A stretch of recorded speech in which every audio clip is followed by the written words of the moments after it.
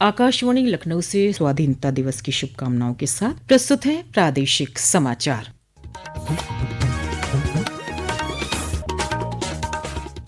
मुख्य समाचार। प्रधानमंत्री नरेंद्र मोदी ने 79वें स्वाधीनता दिवस समारोह में राष्ट्र का किया नेतृत्व। लाल किले से आत्मनिर्भर भारत के लिए कई कार्यक्रमों की घोषणा की। प्रधानमंत्री ने कहा, सरकार विकसित भारत के दृष्टिकोण को साकार करने के उद्देश्य से अगली पीढ़ी के सुधारों को लागू करने के लिए कार्यबल का करेगी गठन। मुख्यमंत्री योगी आदित्यनाथ ने लखनऊ विधानसभा परिसर में किया ध्वजारोहण। उत्तर प्रदेश को गरीबी मुक्त और 1 ट्रिलियन अर्थव्यवस्था का राज्य बनाने का किया आह्वान। और मथुरा श्री कृष्ण जन्मोत्सव के लिए सज धज कर तैयार।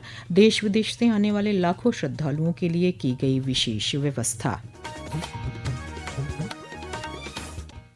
नमस्कार, प्रदेश के समाचारों के साथ मैं मनीषा पाठक। अब समाचार विस्तार से।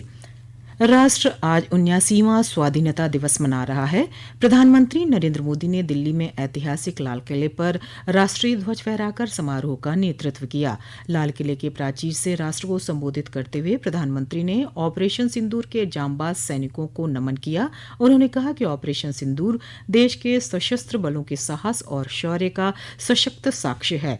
प्रधानमंत्री ने कहा कि सरकार ने सशस्त्र बलों को रणनीति तैयार करने, लक्ष्य और समय तय करने की खुली छूट दी।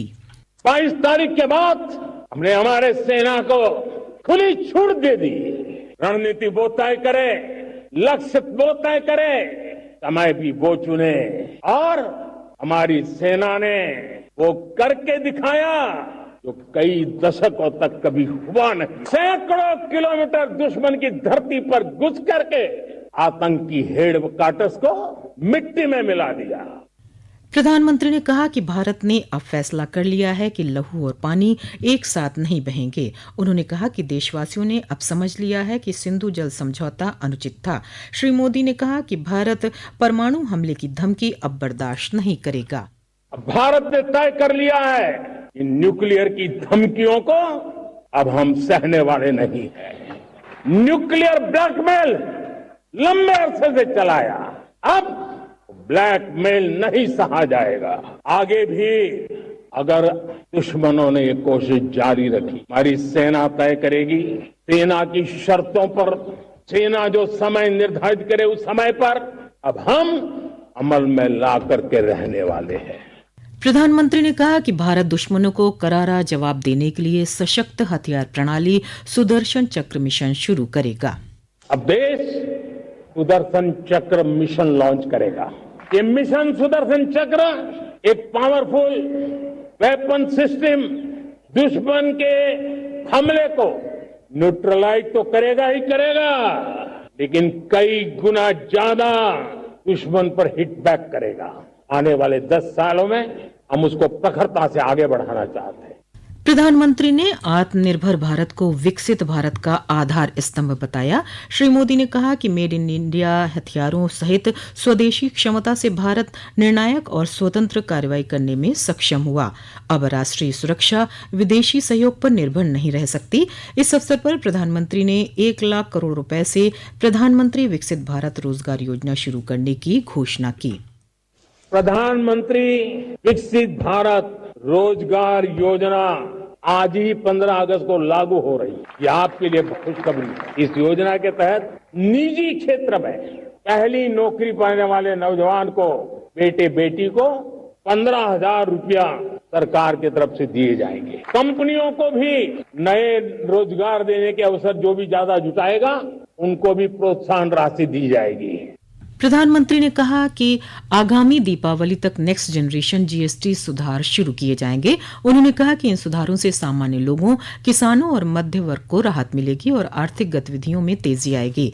प्रधानमंत्री ने नेक्स्ट जनरेशन सुधारों को लागू करने के लिए एक प्रतिबद्ध सुधार कार्यबल बनाने की घोषणा की। नेक्स्ट जनरेशन रिफॉर्म्स के लिए हमें एक टास्क फोर्स गठित करने का निर्णय किया। ये टास्क फोर्स समय सीमा में इस काम को पूरा करे।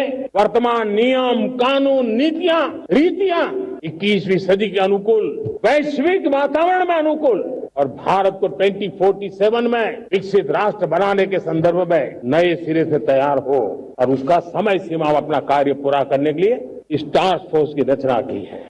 श्री मोदी ने समुद्री संसाधनों के दोहन के लिए गहरे जल में खोज के उद्देश्य से राष्ट्रीय मिशन बनाने की भी घोषणा की। प्रधानमंत्री ने कहा कि भारत सेमी कंडक्टर चिप्स लाएगा, जो मेड इन इंडिया की बढ़ती ताकत को दर्शाता है। अंतर्राष्ट्रीय अंतरिक्ष स्टेशन से लौटे ग्रुप कैप्टन शुभांशु शुक्ला की उल्लेखनीय उपलब्धियों की सराहना करते हुए प्रधानमंत्री ने भारत के अपने अंतरिक्ष स्टेशन के लिए महत्वाकांक्षी योजनाओं की घोषणा की, जो स्वदेशी अंतरिक्ष क्षमताओं के एक नए युग का संकेत है। स्वतंत्रता दिवस के अवसर पर राज्यपाल आनंदीबेन पटेल ने आज राजभवन में ध्वजारोहण किया। इस अवसर पर उन्होंने उत्कृष्ट कार्य करने वाले पुलिसकर्मियों को सम्मानित भी किया। वहीं मुख्यमंत्री योगी आदित्यनाथ ने लखनऊ में अपने सरकारी आवास पर झंडारोहण किया और उसके बाद विधान भवन परिसर में ध्वजारोहण कर स्वतंत्रता संग्राम सेनानियों और भारत की सुरक्षा में अपना सर्वस्व न्यौछावर करने वाले देश के महान सपूतों को नमन किया। मुख्यमंत्री ने राष्ट्र की रक्षा में अपने प्राणों की आहुति देने वाले वीर सैनिकों के परिजनों को सम्मानित भी किया। उन्होंने उत्तर प्रदेश को गरीबी मुक्त और $1 ट्रिलियन अर्थव्यवस्था का राज्य बनाने का आह्वान किया। मुख्यमंत्री ने कहा कि प्रधानमंत्री के नेतृत्व में ऑपरेशन सिंदूर के माध्यम से भारत के सामर्थ्य और शक्ति के सफल क्रियान्वयन को दुनिया ने देखा है।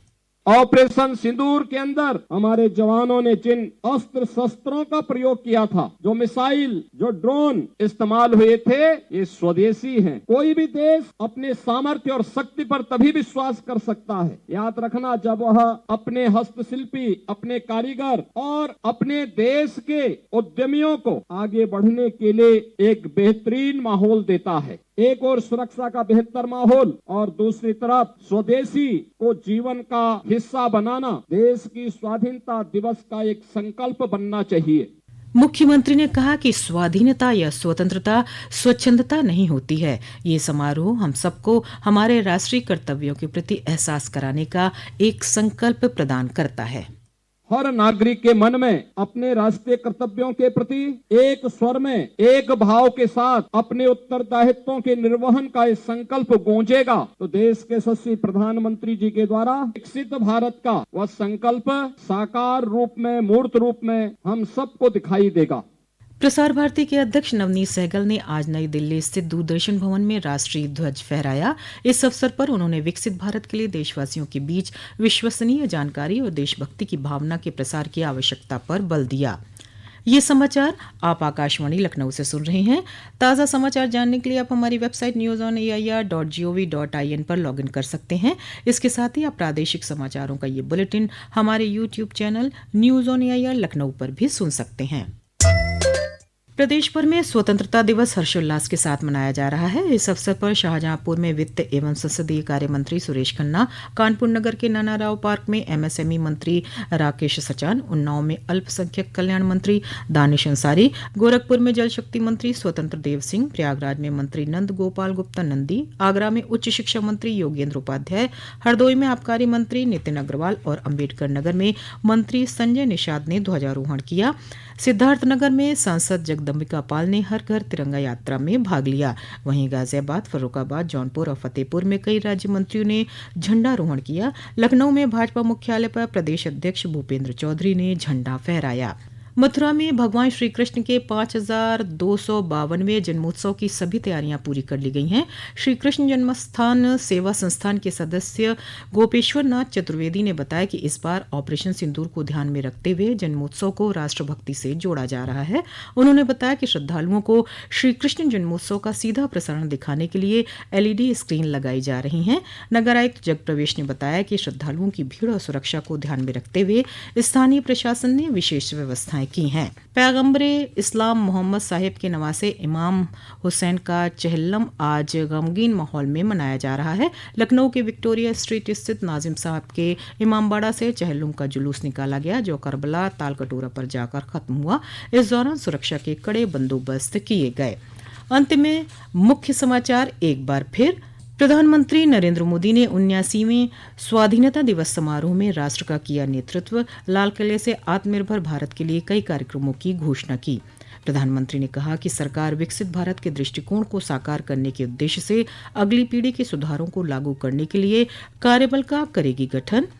मुख्यमंत्री योगी आदित्यनाथ ने लखनऊ विधानसभा परिसर में किया ध्वजारोहण। उत्तर प्रदेश को गरीबी मुक्त और $1 ट्रिलियन अर्थव्यवस्था का राज्य बनाने का किया आह्वान।